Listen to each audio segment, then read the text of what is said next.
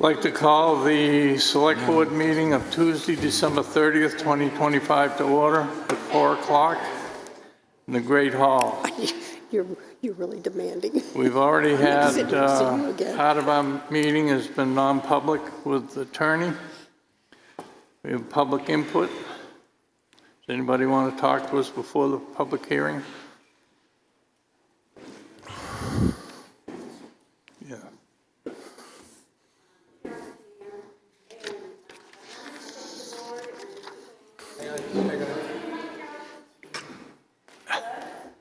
We got to turn on the mic. Thank you. Carol McMahon. And I just wanted to take this opportunity to thank the board, the people on the renovation committee, all the generous individuals and businesses who donate their time, energy, and materials and money, and especially Jordy Hutchinson for volunteering to take on the project to renovate the community center with private funding. It's a win-win situation for the community and the town. The seniors are grateful to now have a place to gather, a town hall, but we look forward to returning to our home. I also want to thank Christine and Amy for all their efforts over the years to get a new building. In the future, we can still pursue the renovation of the electric building with the money allocated in the CIP to have an expanded multi-generational facility. And thank you for the dedication to continue with the renovation of the Wolfeboro Community Center. Thank you.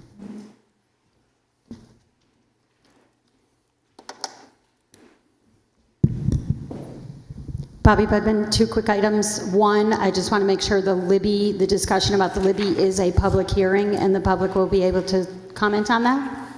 It's not a public hearing. Okay, so everybody in this room heard you need to come up now about the Libby and speak about the Libby now and not wait for the item on the agenda.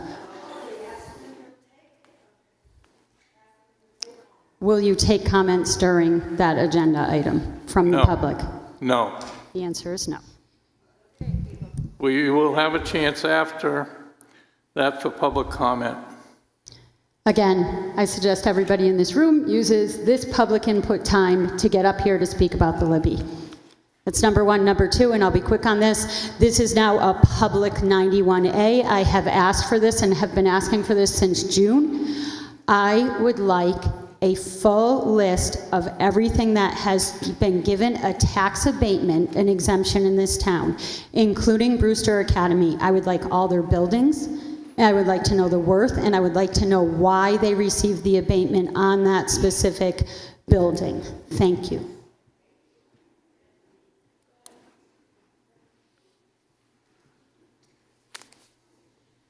Maggie Steer. I think many of us were surprised that the demolition of the Libby was on your agenda tonight. And as a member of the Heritage Commission and someone who has worked closely with all of you on the Libby, I hope that you're going to present tonight full information about what has transpired since the last public meeting of the Libby trustees. Specifically, I think people would like to know how you came to this discussion point, what you are proposing to do with the collections, and what do you envision for the site itself if and when the building is demolished. I'd also like to let you know that the RSAs that were cited give us some information, including the fact of a petition of 50 with 50 or more signatures, which will definitely place this on the town warrant. I'm very pleased to hear that that's already circulating because I think this deserves a much broader discussion. And I look forward to the public hearings and the process unfolding to see what can be done to save this wonderful landmark. Thank you.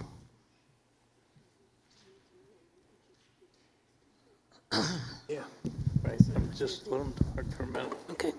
Suzanne Ryan. I'm not here as chairman of the Friends. I'm here as a citizen.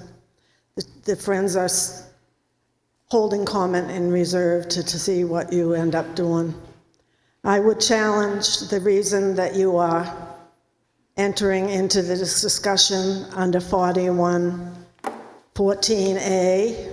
I believe that you do not, as trustees, have the authority to do this.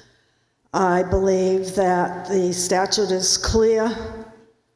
41A has a provision, Roman numeral 3, of this section shall not apply to the demolition or disposal, and the select board shall have no authority to demolish or dispose of any real estate that has been given, devised, or bequested to the town for a charitable or community purpose, except as provided, I'm sure you know this, RSA 49.8.4A or 54.7.3D, which is the process of going to the charitable trust unit, and then if they sanction what you'd like to do, they will support that at the courthouse with a judge. You do not have, under 4114, the authority to do this. And just in case you think you do, I'm well on the way to 50 names to force it to the ballot. Thank you.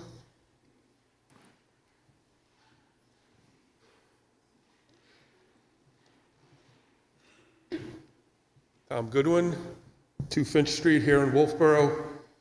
I would hope that during this discussion, you would be frank about whether you have discussed these options with the charitable trust unit of the Attorney General's office and what their response was.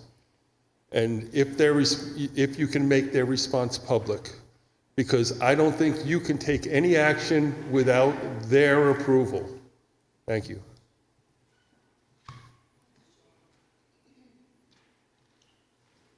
Anybody else at this point?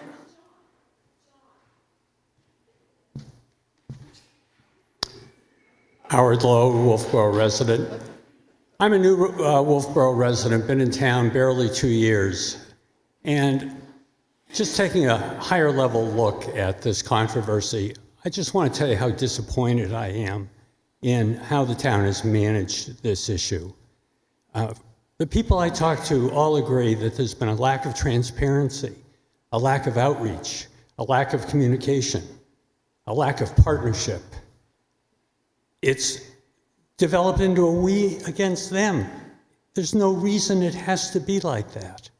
Why don't you folks engage the community and do some sensible planning together to find a solution that'll work for everyone? That's my question to you. Thank you.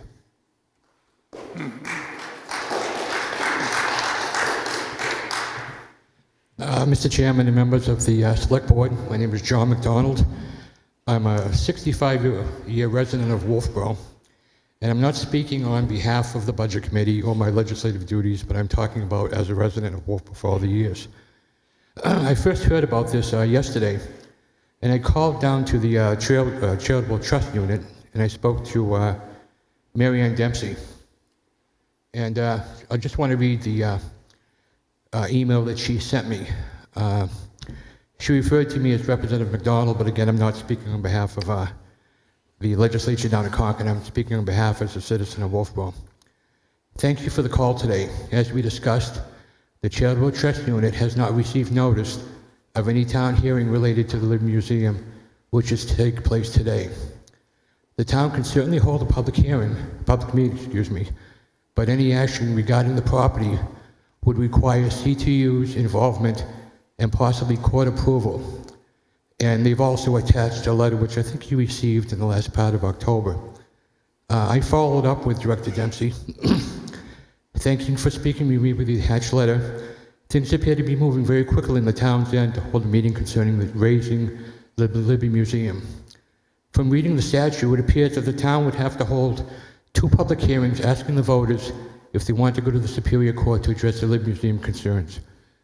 As the Charitable Trust Unit set a final date that a decision by the town has to be made as to what happens to the Libby Museum, which is causing such a quick action by the town. And I also said, has the town been told of any future date that requires the decision to be made? If so, what date would that be? And she responded, Representative McDonald, CTU has not set a final date for town action. The letter I provided was the last communication that she believes she had with both parties, which I guess we refer to as the Friends and also the town. And I would ask you to hold off on making any decision concerning the raising of the levy, and try to get together with the Friends and work something out that everyone can live with. Thank you.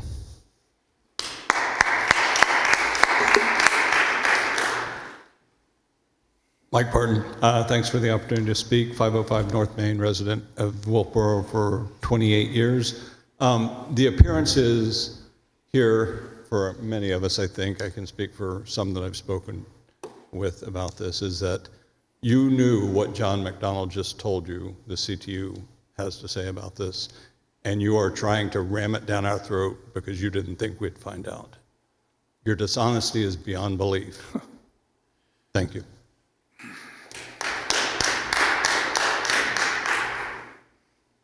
Charlene Seibel, thank you, excuse me, for the opportunity to speak.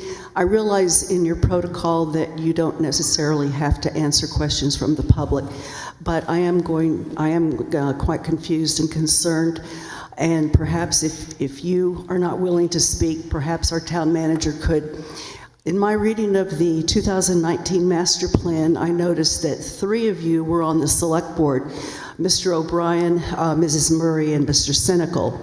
I also noticed in the 2019 master plan that one of the priorities was to create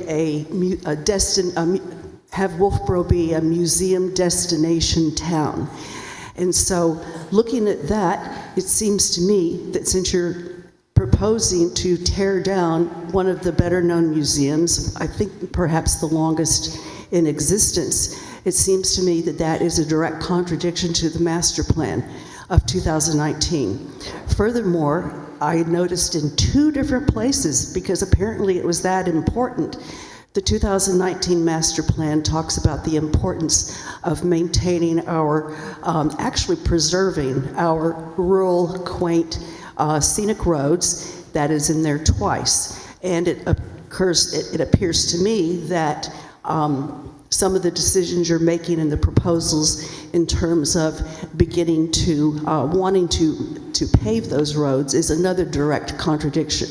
And so my question is, I know that the 3 of you folks sitting there voted for the 2019 master plan.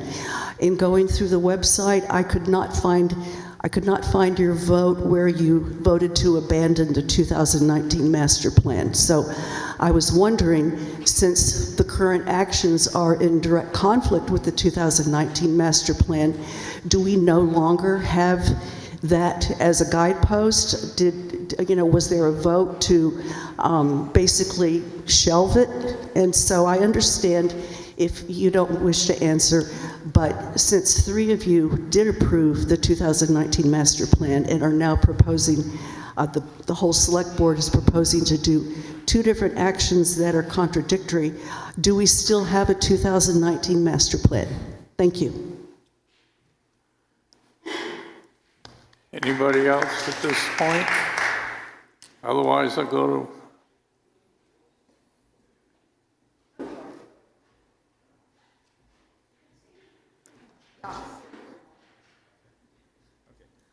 Hi, as you might remember me, I'm Dwight Dvork, lifelong resident of Wolfeboro. I've been now in my 70s, been here most of my life. A lot of history with that building that I'd like to talk about. Many of you know that they ran a lot of natural history classes for children there. Hundreds and hundreds of children have been taught about native habitat and animals that might have lived in this area. Sally Cornwell, a well-known resident here, used to run classes there for every year for many years. My own wife was an art instructor who did art lessons at that facility. My own mother was an artist who also did art lessons at that facility back in the 50s and 60s. I was indoctrinated into that location when I was in my first year, 6 years or something like that. I've been going there many, many years. I'm sorry to hear that it's on the agenda for being raised. That's really a sad commentary for the town. I think it's a valuable piece of property. As a former selectman myself, we all know that we don't want to lose town property. We don't want to give up town property. We've been entrusted with that building for a long time, and it's been in the budget for many years for maintenance and repair, and unfortunately it's been neglected in the past few years. I think that's a tragedy that ought to be remedied and not by raising the building. And I don't think that if it's going to be at all considered to be raised, it should be at first sold, perhaps find a private enterprise that might be interested in taking it over as a museum. It deserves to be a museum. There's a lot of natural history there. There's a lot of contents there that are unique to Wolfeboro and to Lake Winnipesaukee, and they should be preserved and maintained. And who's going to do that if that building is taken down? And what's going to happen to all that content?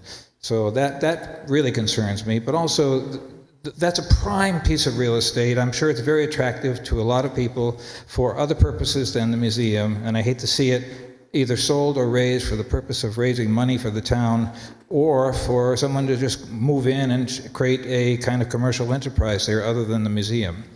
I'd like to see it fixed up and maintained as it should be. Thank you.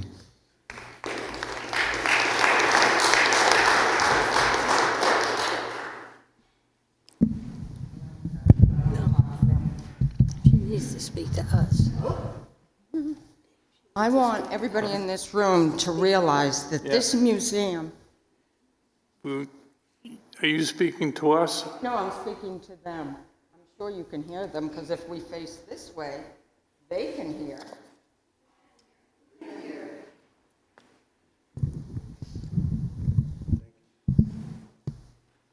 you hear me here? This museum belongs to everybody in this room, and every one of your children and grandchildren. It came down through our ancestors, and it should go to our descendants. It does not belong to 3 Board of Selectmen people who could, vote for the majority. It would come down to 3 people who make that decision. We need 50 ballots to get this on the town warrant. And I think a lot of the people in this room want to accomplish that. So I have a petition that anybody can sign if they want. I will send it around. If there's anybody who wants me to go meet them someplace, I will. And I also encourage everyone to write the Attorney General and call Marianne Dempsey from the Charitable Trust Unit, who's a very nice woman, and let them know how we feel, because they keep getting these ideas from the selectmen. They're not listening to us. So we got to stop them now, and the sooner we can stop them with our 50 ballots, the better.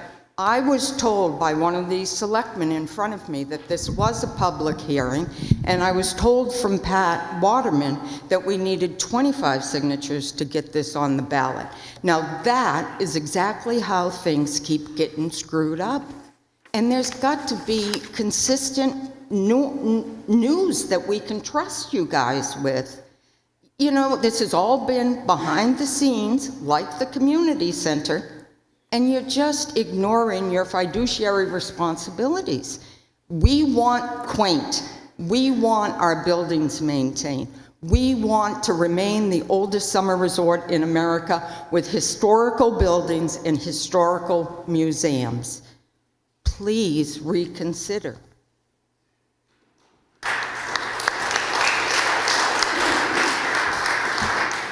Just want to make sure the citizens in this room are on the same page. Suzanne Ryan also has a warrant article to sign the 50 signatures, so please work together. Thanks. It's the same one. Okay. Okay, is there anybody else? I'd just like to make Carol McMahon, like to make a quick comment.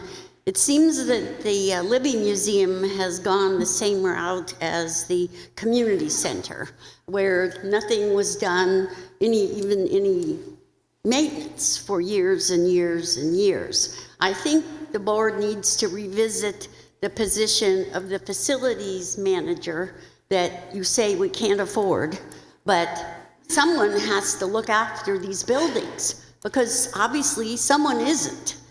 So that's all I have to say.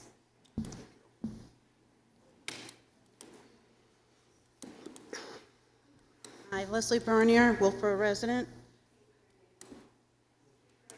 I'm a Wolfeboro resident, and I would like to know, my question to the board is, who the hell has been taking care of these buildings for all these years? Who? Who's responsible for these buildings getting in this condition that they're in now? The community center, Libby? Why is it we're not hearing any of that information? You just want to tear them down and forget about them. So I think one of the questions that needs to get answered, who's responsible for this? So that we know who in this town we need to get rid of and replace to take care of the buildings in this town. This is sad, really sad.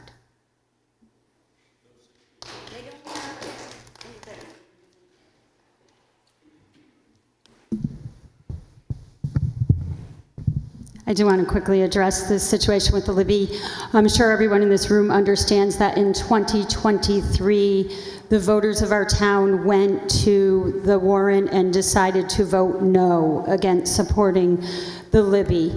I will stand here as a budget committee member. I was not on the budget committee. I am speaking for myself, but I will say if you go back to the 2023 vote, the warrant, when it went before the budget committee, was not recommended by a vote of 5-3. I will tell you the current chair, John McDonald, the current vice chair, Brian Black, and Tom Bell were the 3 people who voted to support the Libby, not against the Libby.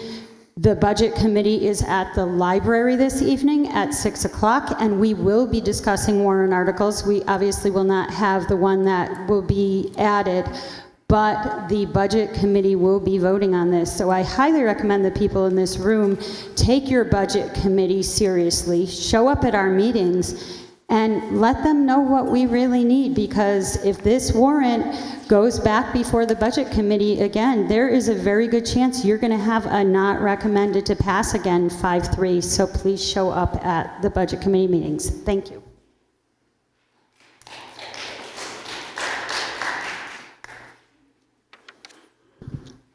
This isn't, Kathy Dragonfly again, this isn't directly related to the Libby, but I want to remind you all of why this was probably turned down. First of all, we pay over $1 million every single solitary year, just in interest. I know my credit card would have been shut off a long time ago. The years, we voted for a new fire station for $13 million, which then put us in a default budget for 2 years, a frozen budget. The Abenaki ski complex got put through. The fire station got put through. But for some reason, spending $15 million, we can't find money for the Libby Museum. I think that tells the whole story.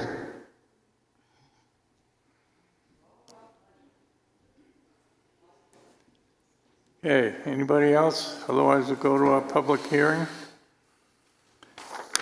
Wolfeboro Select Board will hold a public hearing on Tuesday, December 30th, 2025 at 4 p.m. in the Great Hall, 84 South Main Street, Wolfeboro, New Hampshire, for the acceptance of unanticipated funds for an amount donated that is greater than $10,000 in accordance with RSA 31:95-B3A relative to donations exclusively for repairs to the old Firehouse Community Center located at 32 Lena Street.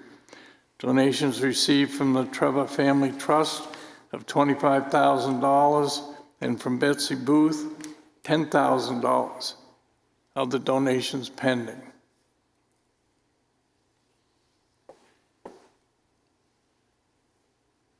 Jordy?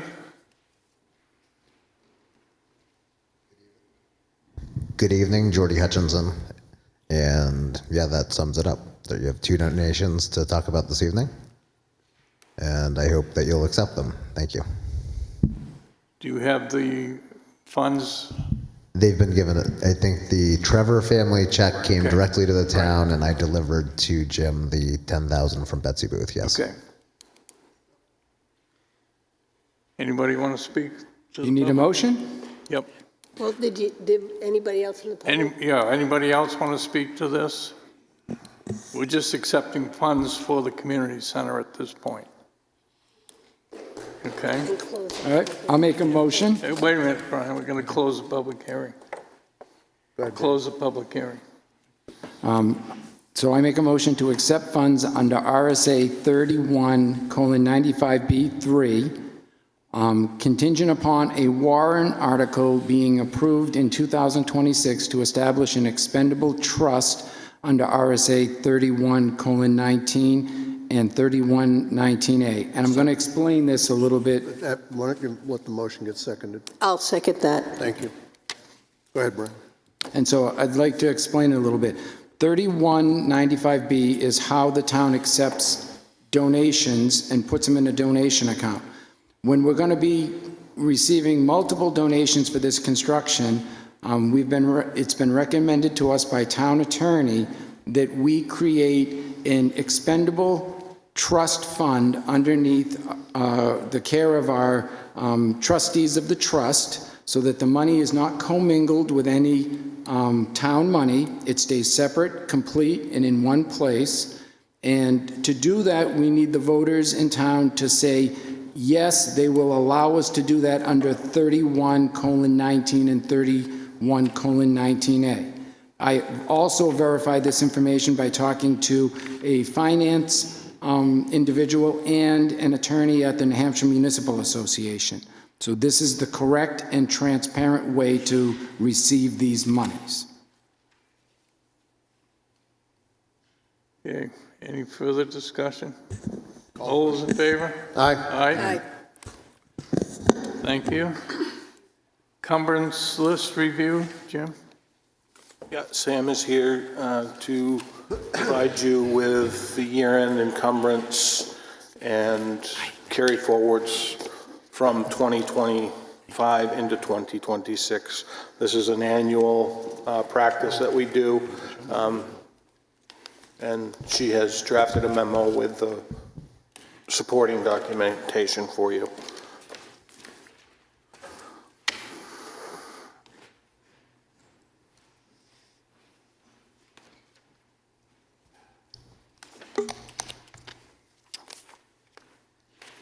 Hi, Sam Kelly, Finance Director. In front of you is a memo asking to encumber at year end a total of $5,558,443.05. These are all current encumbrances. If you look at the list behind, the $3,518,991.69 are current encumbrances. The difference is made up of the balance available on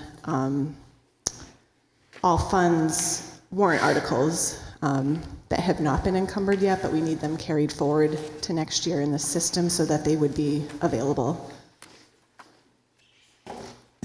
And by comparison, last year we were right around 10 million, right, Sam? Yes, I have that here.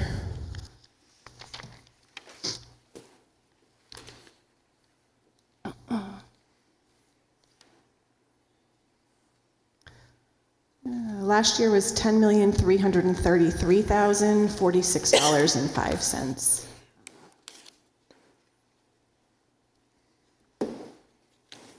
Any questions at this point? So just so the public understands, what you gave us a list of invoices that you expect to have that have not come in at this time. Correct. They're open purchase orders at this point. That the work hasn't been done yet, we haven't received an invoice, but it's a promise to pay, essentially. And it's all within the bottom line of the budget that was approved? Correct. And Jim, have you reviewed these? Have you seen them, and are you okay with that? Yeah, I did review these earlier this afternoon with the exception of the warrant articles. I've just reviewed those, and those look appropriate. So I am very comfortable with the list. Just to follow up on Linda's comment, if I could. Are you done with it? Mm-hmm. So on the warrant articles, Jim, Barry, Steve, and Barry and Steve have come forward to talk about these a couple of weeks ago, right? Didn't Barry tell us that he was doing the Melody Island Keniston reconstruct? I guess my question is, we've reviewed these, not so much from an encumbrance point of view, but we've reviewed these, that these are the funds that are going to get expended. It's just a question of when. Correct. And I think, thank you, Sam. Linda asked the question is, what does this all mean? It means we're promised to pay because we've either signed a contract or work has begun, right? Correct, Thank yes. you. Appreciate it.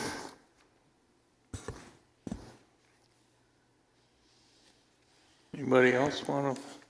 I'll read the motion. I move to encumber that the not-to-exceed amount of $5,558,443.05 for 2025 is recommended by the department heads and the finance director. Second. All right, any further discussion? All those in favor? Aye. Thank you, Sam. Thank you, Sam. Happy New Year. Okay, next on our agenda is discussion, consideration to initiate the process to raise Libby Museum under RSA 41:14A. And this is a discussion for us to start the public hearing process on the Libby Museum. At the different hearings, we will present information, photographs and so forth about the museum. We have initiated and certainly have been in contact with the CTU in reference to the projects that we anticipate to do. So, again, this is not a public hearing. This is for us to decide whether we want to move forward with the public hearings in reference to the Libby Museum and present to the public all the information that we have in reference to the building itself. So, board? Mr. Chairman? Yes. And maybe for Jim. Jim, could you just kind of walk us through what the public should expect to see, hear, and participate in as we go down this path?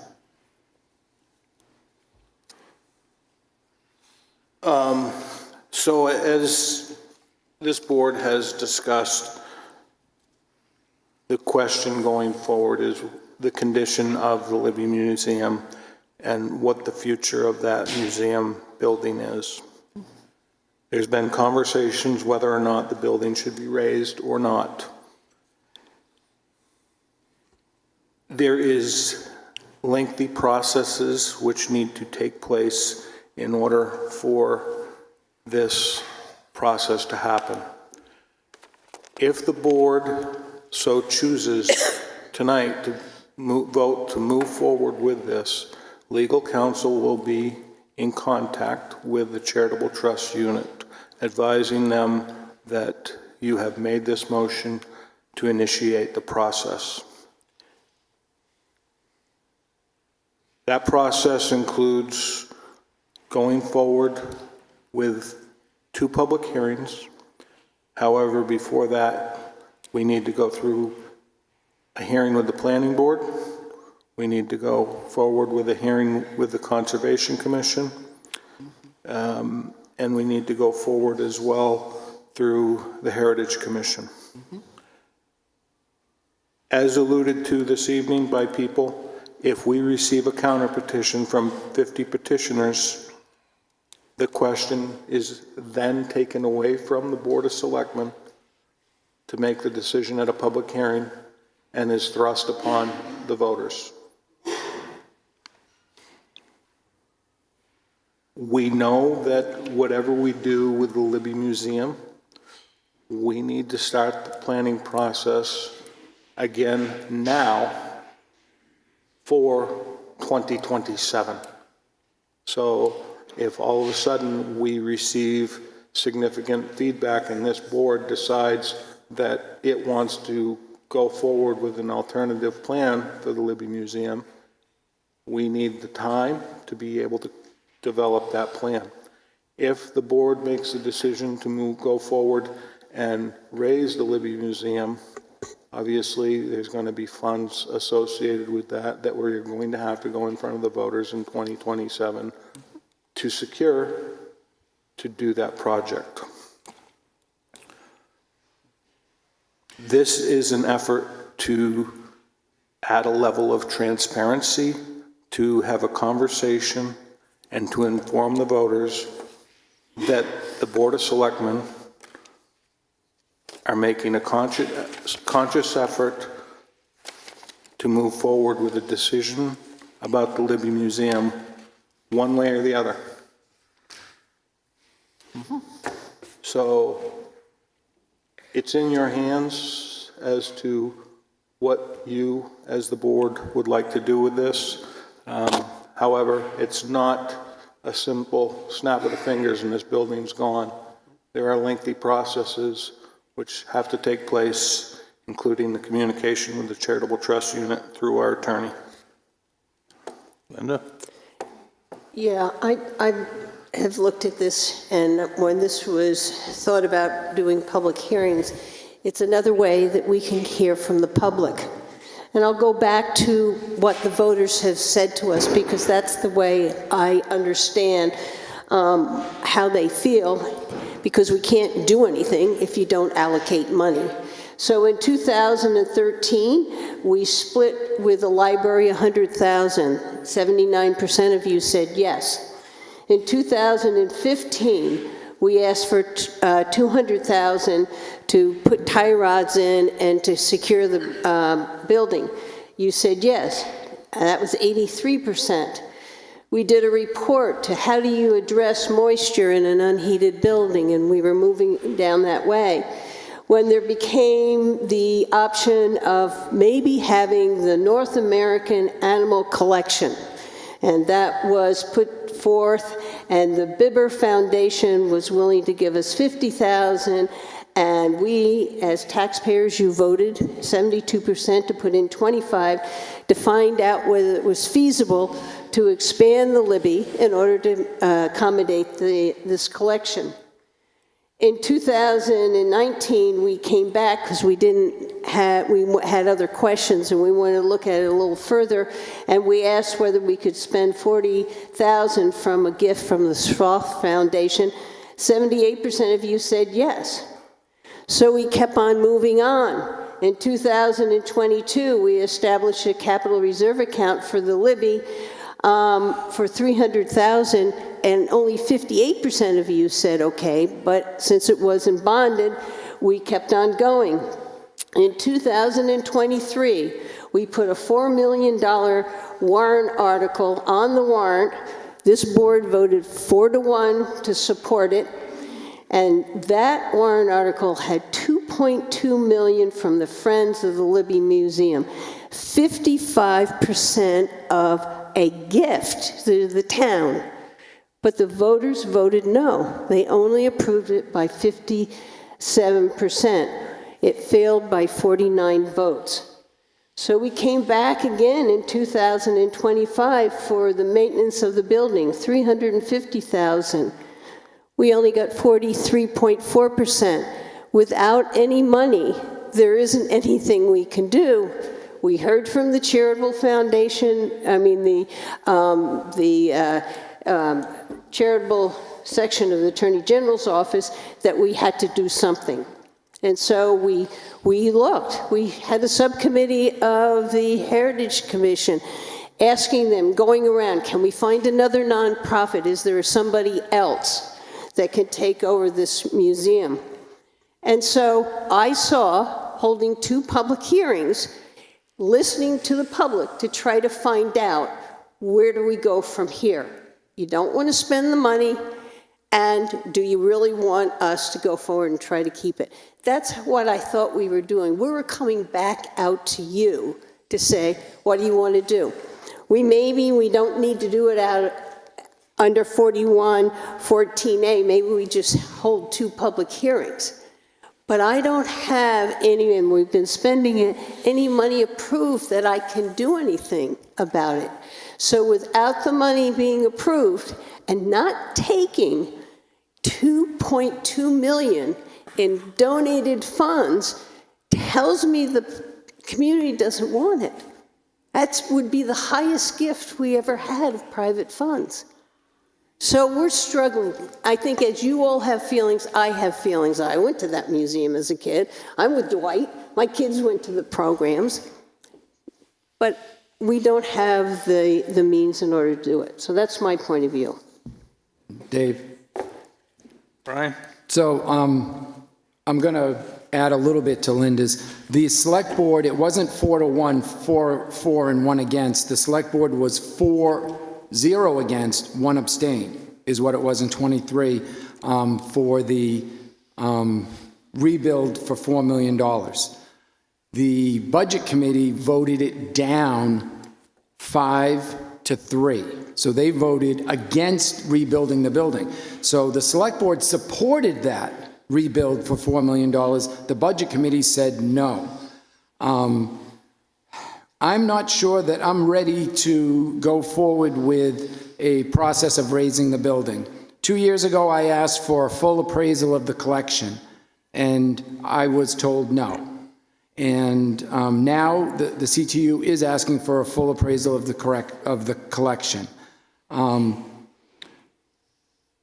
I asked recently that we get a quote from the new company that has shored up the back wall of the building, and I was told, no, we have old quotes, we don't need any more new quotes. I asked for a warrant article with money or without money, based on a quote, if we could get another quote, to go out to the citizens on this year for an election, and I was told no. I think that the museum was accepted by the citizens with a vote in 1956, and I think a decision for the museum to not continue or to continue should be a vote of the citizens of the town. However, I understand exactly where Linda is. We can't do it without money. If people say no to giving us money to do it the last 2 times, we can't just spend money. And I understand that Catherine says that we've spent a lot of money on a lot of other things, but the voters are the only ones that allow us to spend money. You guys donate them, you guys ask us to appropriate the money, and then we're allowed to spend it based on how you tell us we're allowed to spend it. We can't spend money on anything you don't tell us to do. Correct. It was 49 voters, but if it's one vote, we have to do what the voters say. It's tough. It's really, really hard. All right. Wood? Yeah, I'd like to speak to it, please.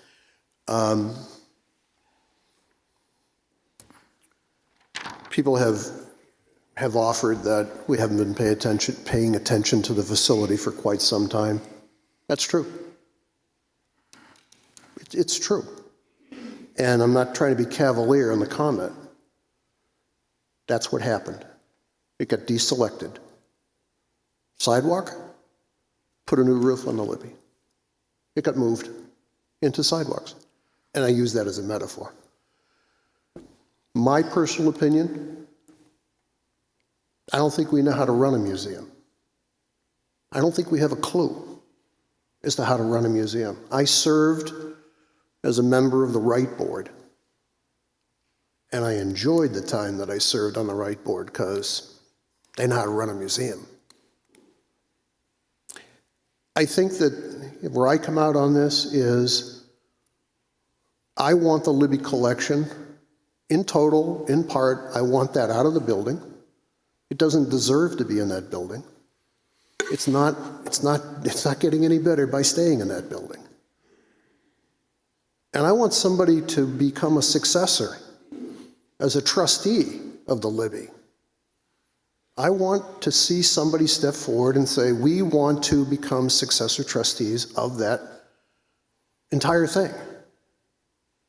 Between now and then, the opinion that we've gotten from contractors as recently as the Preservation Trust, who just shored up the north wall, is that the building is probably in peril. But the collection's got to get out of there. That's why we spent $100 and some odd thousand just recently to brace up the wall. And now it's time to get the collection moved. So, and I'm not trying to say this to be a phony here, but the happiest day in my life would be if somebody stepped forward and said, we want to become successor trustees to the Libby. We want to run it like a museum. We want to curate the artifacts. We want to have programs that you've all talked about. And we want to go with you to the court and cypher that entire process. That's kind of where I've been since the very beginning. Because I very honestly, in my heart, I believe that we don't have a clue as to how to run a museum. We're supposed to run a town. We're supposed to pave streets. And in the scheme of things, the Libby Museum, a museum, will always find itself at the end of the funding pile. Because we want our roads paved, we want the sewer system to work, we want the water system to work, we want to recreate our kids, we want to do all of that kind of stuff. And I know, and this, Catherine, to your comment, we've run out of money. Unless, of course, we run out of priorities. So I'm supportive of this next thing that we're going to do because it's going to be a big conversation coming in from the Heritage Commission, the Planning Board, everybody. And the only thing and I would like to ask Jim rhetorically, we probably want to do what Linda just did, which is in a one-page document, kind of sum up all the stuff that this town has applied, not to make excuses, but to say this is the funds and the studies we've applied to this. And then you all can beat us up and say, well, you never followed that study and you didn't pay attention to that study. You can do that. But when it's done, we need to come together and figure out, do you want us to keep doing this? Or do you want to help work together and find a successor who could do this better than we could do it? And so I'm going to support the public input process to move this forward. Thank you. All right, John? So I do support pulling out the collection because the collection does deserve to be valued, looked at, and if you're going to do something with the building one way or the other, collection has to come out of there. You're not going to do all the work to do with the collection in there. So this town has spent $800,000 on that building. $800,000. So the roof is splayed out. We had to cable it back together. The roof was rotted. We put a tin roof over mush to save the roof so it wouldn't be all damp on the inside. When timber framers pulled off the sides, they found all the timbers all rotted, dry rotted, eaten by the termites, eaten by the ants. So you got the roof is rotted, you got the walls are rotted, back wall was broken right in half, front wall, if you look at the side, the front walls, it's on its way to break right in half. There's a big row of windows down the thing. There's no support. There's no support. Now the foundation on the back side from the timber framer is all sunk out. He said to us, he's like, you got to do something with the foundation. There is no foundation under it. It just sucks the ground moisture up into the building. So So then talk about the floor. Go in the back room on the right-hand side where that podium is, it's up there in the middle, drops to 2 feet on the outside. You could bowl in there pretty good. It's terrible. It's, you know the old adage, if it ain't broke, don't fix it? Well, that's what we did for a long time, 50 years, 60 years, 70 years. So it's not, you can point your fingers at this crew here, but you know what? There was other people that were sitting on this bench besides us. So don't really, I'll be responsible for it. I've admitted, I've been under the building. I know what it's like, and I'll say it again. But I'm not going to say it because nobody wants to hear it. It's outused its useful life. But if somebody wants to come in and they want to rebuild the building, they would be much better off to build a new building, reestablish a collection, a place where people can go, a water's place where they can tan them up, water quality, natural resources, all of that stuff. The charitable trust unit said to us, we don't want you wasting any more money on the building. That's what they told us. So we followed the process. We're not here to not listen to you. We're not here because we have decided we're going to do something unethically. We're here because we need to be. And we're moving this process ahead. The building has outlived its useful life in my mind. I'm going to support the board and move this process ahead. Dave? Yeah, wait a minute. The purpose tonight of this discussion is to do just what John has said, is for us as a board to move forward with public hearings where we show the public what's the building is like, what some of the costs are going to be to correct the issues, and show that to the public with photographs and information that we have. It's not for us to make a decision tonight to raise the building. That's not why we're here. We're here to move this forward so that we can get all the information out to you, and then there will be information that we get back, as well as information to the public as to what our decision might be in the future. That's what we're here for. We're not here to take a vote tonight again to raise the building. That's not the intent. Brian? So a couple pieces. I myself, when I first got on the board, reached out to every museum I could find on the East Coast. Harvard, Yale, Dartmouth. They had just shut down theirs. The Woodhouse Museum in Dover, Seacoast Center in Portsmouth, looking for someone to use us as an extension. So someone had spoken and said, why don't we find a private group that will take it over? I've been looking for 3 years, and I haven't found a taker. The Heritage Commission went and looked and asked, and they haven't been able to find anybody. It's very, very difficult to find.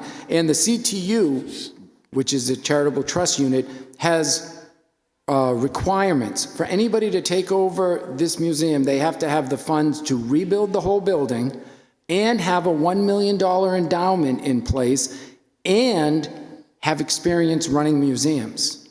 That's a huge lift. That being said, I wouldn't take any information that any board member gives you on the construction quality or rebuild or what it needs or doesn't need as a definite yes. I would say that take any of our information with a grain of salt. If one of us is standing up here, we're not construction experts. We're not building experts.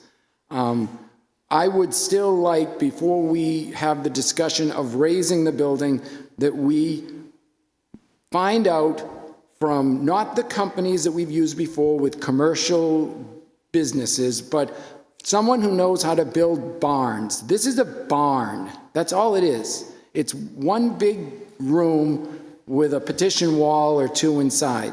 I would like a quote to really what it would cost in layperson's terms to rebuild that building and then ask the voters one more time, do you want this or do you not want this, before we go into discussions of knocking it down. That's just my personal opinion. Okay. Board, do you want to, we should initiate the, Can I just ask Sure. Jim a question? If we do 4114A, can we hold the public hearings before we send it to the planning board and these others? Okay, so I don't want to do it under there. I'd like to hold public hearings. Yep. And without having to go through the planning board commission to get a sense of the community. That's what I thought we were doing. And look at what we've done a lot, lay out all the things that we've looked at and all the ways we've tried to address this. Listen to see what they want to come up with, and then after we do maybe one or two of those hearings, then decide whether we want to go to 4114-A. Agreed. And I would also think that we need to have town council and the CTU look at Mrs. Ryan's RSAs that she brought to our attention, because we could have missed something, and maybe it has to go to a vote, and we do not have the authority. But we, yes, and we know that it has to go through the court. That's absolutely, and that's what Cypress was all about. We know that that was going to do that. If we take a vote, we have a long process that she's citing the other side of it. So no, if we take a vote, it isn't boom, it's down. We've got to go through the court system. And thank you for doing that, Suzanne, bringing that up. But, yep. so do we want to just table this then till another meeting? Well, I'd make a motion that we hold 2 public hearings on the process we followed, looking at the Libby Museum with the possibility in the future of raising it. Second. Okay, all those in favor? Aye. Aye. We haven't gotten We this. haven't got set those yet. We just okayed the motion to do it, not under 91. Yeah, they have to go to the planning board and commission. Okay.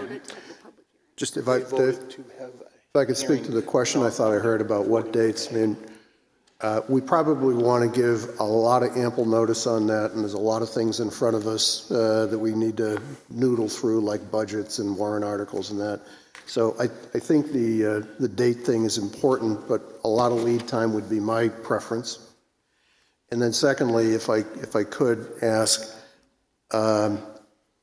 now less rhetorically and more directly, if Jim, if you'd consider, providing in a kind of a ducks and bunnies format, all of the products that we've bought for the Libby, studies, et cetera, kind of a timeline of decisions that we took or didn't take on the Libby. And I don't want to get into, why we didn't vote on why we didn't appropriate more money year over year, but just kind of a chronology of the investments that we made in studies and the investments we made in actually doing something. That would be the way I'd parse it. Can I just get clear, how far back are you talking about a handful going in? of years. We don't have to get back until the beginning of time. I'd say let's get back until 2017, 2018. Okay, that's I just need time for. Because that's, I think, when we really started to spend some. When did we do the roof, Jim? Do you roughly? When did the roof get done? Or the ties. Hang on. Did the town do the roof, or did the Friends of the Libby Museum pay and do the roof? Are you sure? Just, I don't want to know who I'd did like it. to check that, All I want to 'cause I'm know not is, sure I just that it read a was the town. report, that we put a metal roof on the building, and maybe we go back to that time. We put a metal roof on the building, and I don't know whether these characters, construction timber frame, are right or wrong, but they observed that metal roof was put on, I think you used the word, John, mush. I mean, the roof was literally put on failing trusses. We put a metal roof over something that was rotten in the first place. And maybe we start from there and just come forward, not to have you yell at us and tell us how much goofballs we are. We'll know that. But all the monies that have been spent, and then the question we have to ask all of us is, do we want to continue to do that?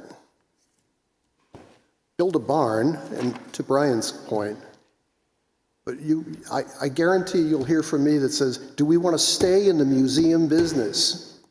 That's the big $10 question for me, because we can build a structure, but if we don't know how to run it, it's a different issue.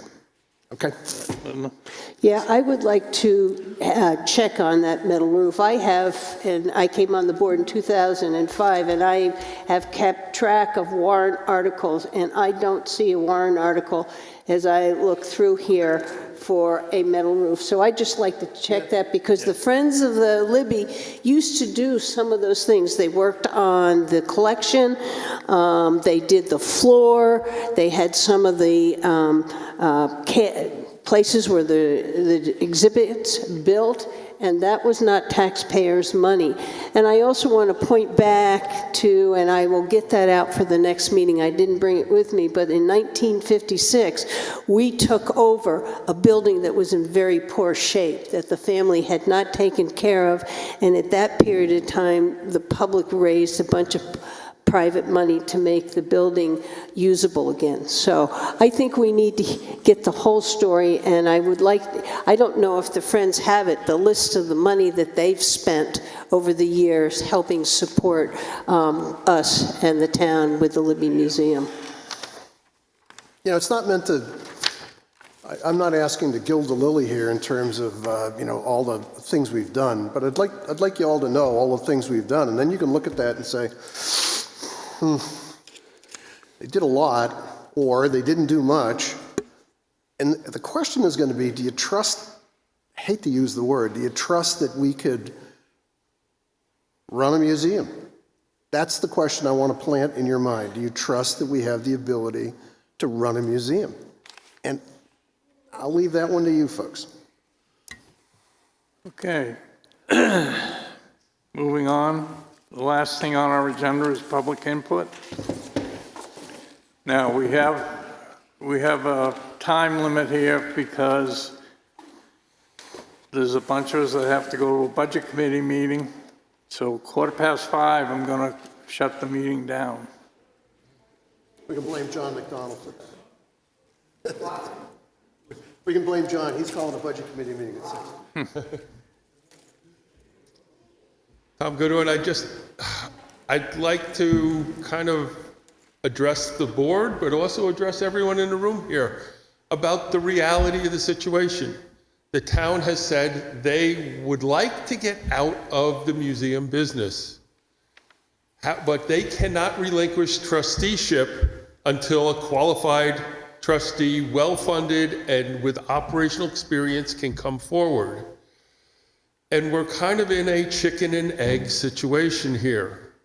We know that there's a lot of donors out there. We had $2.2 million of support before, but these donors are saying, talk to us when the town's out of the picture. And you guys can't get out of the picture until there's someone else to take over. So we need to come to some sort of resolution where you can commit to relinquishing trusteeship at some point in the future, to the point that it will give our donors trust that they can start repledging money towards this effort. And frankly, I think it's not 2.2 million that we'd be looking for. We'd be looking for the whole ball of wax, which to redo the building, either restore or rebuild the building, and to come up with an adequate endowment. We're probably looking at a number that begins with 7 and has 6 zeros behind it. So that is the reality that I see. As many of you know, I've been very involved in this over the years. I do not have an official position at this point, but that's the reality that I see. And the only way forward that the museum gets opened is a fully privately funded effort with private trustees. Thank you. Mike Parton again.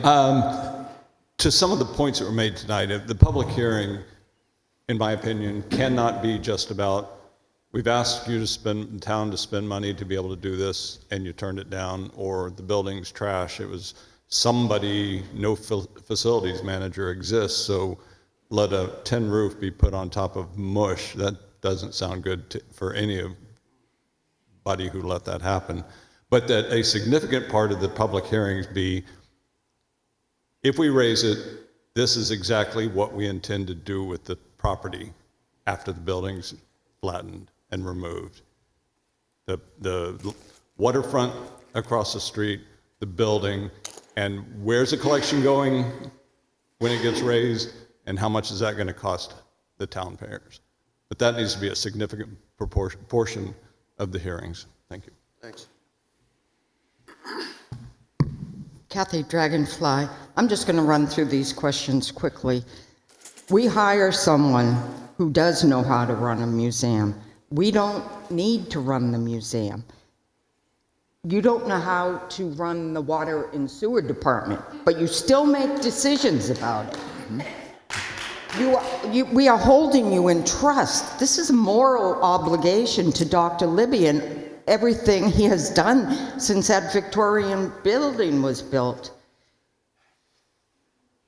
We have other assets you need to manage as well, like the community center, and you all knew that that was part of your job. This is not a surprise.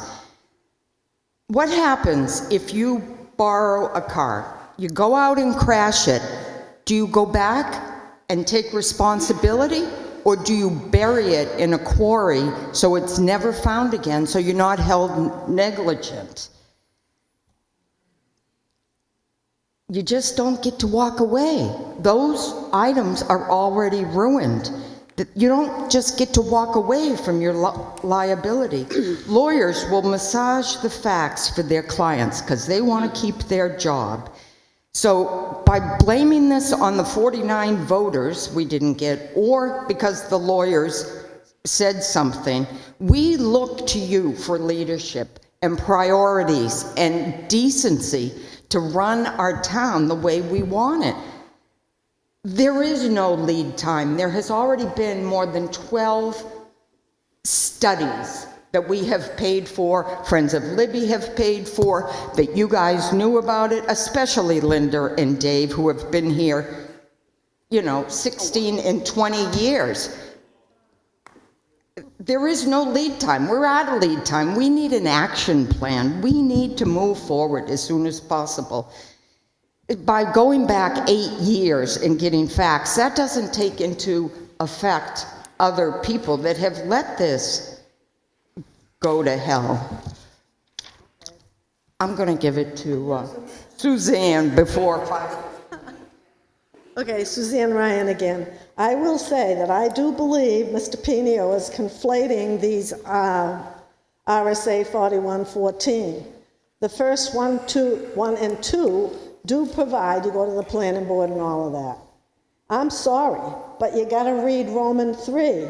The provisions of this section, 4114, do not apply to the demolition or disposal of, and the select board shall have no authority to demolish or dispose of any real estate that has been given, devised, or bequeathed to the town for charitable trust or community purposes, except as provided by 498, 4, and 547, which is, you've acknowledged, Linda, you know full well, cypre, or however you say that fancy word. The thing of it is, you can't do it this way. What you're doing is very clever. I give you that. You hold 2 public hearings. You're going to hear the same thing. We don't want to see it go.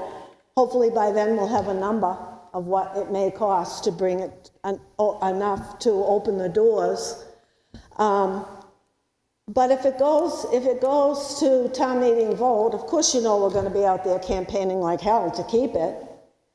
And then it'll be interesting to see what the vote is of this board as to recommend or not recommend. And if you say 4-1 recommend, tear it down, chances are we're going to have a hard battle to convince the public to keep it.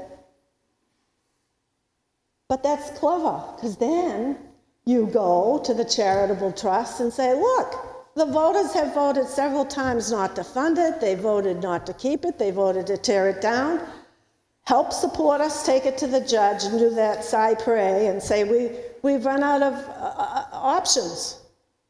Now, hopefully, a judge would say, let me see, under Cypre doctrine, the trust shall not fail. You got to find another way. You got to find another way. And I'm hoping that I can help bring that forward. Thank you.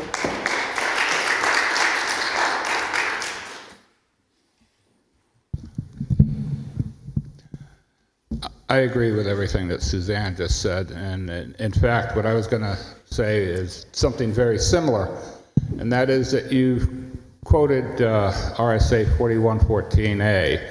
If you read that, paragraph C of that statute says that you're not allowed to raise, sell, or any way destroy the property if it was given to you for community purposes. I believe it was, but there are some exceptions to that, which is the other two RSAs that are referenced there. And I read those, and those indicate that you actually can do that, raise the building, if the trust is in danger of failing. So my question is, other than neglect by you, what is causing the trust to fail?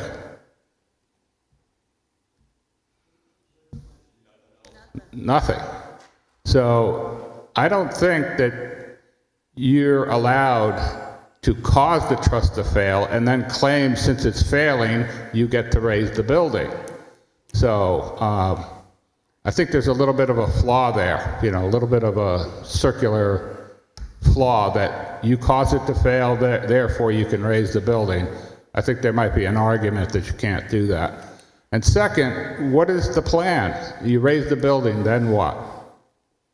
You're going to sell the land, or are you just going to keep it open? I know you guys are not supposed to answer anything in public session, but you're talking about doing something with the property. You're going to raise the building. What's after that? Private home, I guess. I don't know. Sell the land. I don't know. Anyways, I'm against the idea, obviously. Thank you. Thanks. Hi, folks. Folks, thank you. One last comment. I'm Dwight Dvorak again. A couple of comments. One, we have been in the business of running a museum since 1956 or thereabouts. It doesn't take that much to run that museum. I've known people personally that ran the museum, and it was not a very difficult job. Maintaining the building is no different than maintaining this building. It's up to the Department of Public Works to supervise and maintain the building. I don't know why that hasn't been done. I don't know why it's not on the agenda. Every year, a building needs to be maintained. So what is it that caused this to fall in such disrepair?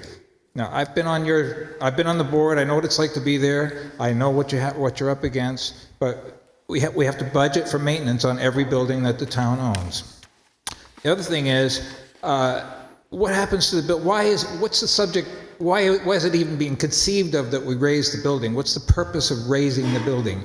Why wouldn't you just sell the building if it came to that, so that someone else could use that building for the same purpose, only as a private enterprise? Or why wouldn't you use that building for some other purpose, but not necessarily museum, but why would you just, it costs a lot of money to raise a building, so why wouldn't you just sell it? Well, over in Ossipee, the Carroll County Courthouse is now a school. So why wouldn't that be just sold so that it could be used for a different purpose with someone else that has funds to maintain the building? I don't want to see that building go. That's a historic building. It is a part of town. It is part of Wolfeboro. It's what Wolfeboro is. When you come through from Mirror Lake, that's the first thing that you see besides the view, is that majestic building. It's really part of Wolfeboro. And for those of us who've lived there all our lives, it's a keystone building for the whole town. I don't want to see it go. Thank you. Hey. I know I've only got a couple of minutes, but my question after hearing you, Charlene Seibel, my question after hearing you discuss your public hearing process, how will your process change when you're presented with the 50 signatures? that will require this to be on the, require you to put it on the warrant?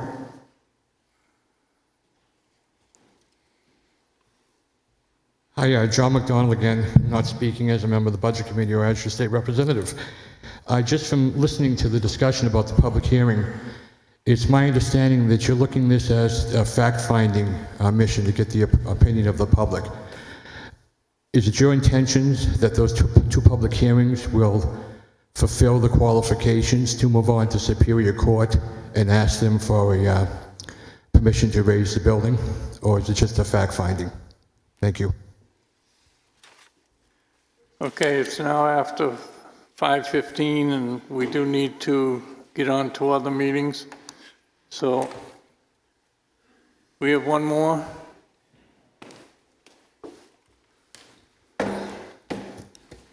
Hi, Ann Blodgett. I just wanted to make sure that everybody watching and the public knows that your role, Board of Selectmen, in this situation is trustees. Trustees carry a heavy fiduciary management oversight, acting as stewards. I'm summarizing this because there's no time, but anybody can look up a museum trustee and see what you're supposed to do. And I feel sorry for Jim Pinio because his bacon isn't on the line with this, but he gets to pick up the pieces. So I think somewhere along the line, realizing what a museum trustee does and what you guys do is very different. And I agree, you shouldn't be in the business. Okay.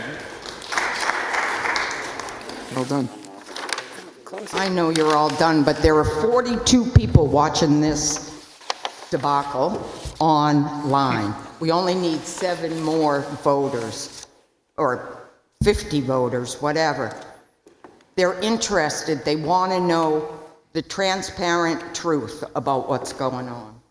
42 people are on.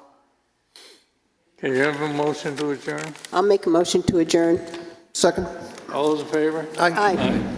Happy New Year, everybody.